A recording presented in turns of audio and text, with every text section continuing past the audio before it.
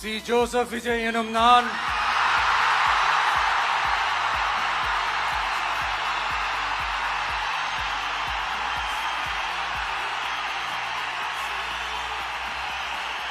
சட்டப்படி அமைக்கப்பெற்ற இந்திய அரசியல் அமைப்பின்பால் உண்மையான நம்பிக்கையும் மாறா பற்றும் கொண்டிருப்பேன் என்றும்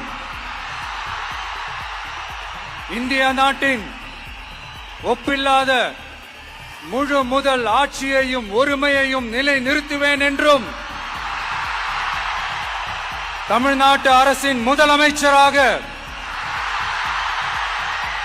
உண்மையாகவும் உளச்சான்றின்படியும்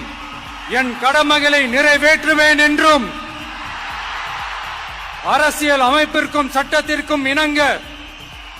அச்சமும் ஒருதலை சார்பும் இன்றி விருப்பு வெறுப்பை விலக்கி பலதரப்பட்ட மக்கள் அனைவருக்கும் நேர்மையானதை செய்வேன் என்றும் ஆண்டவன் மீது ஆணையிட்டு உறுதிமொழிகிறேன்.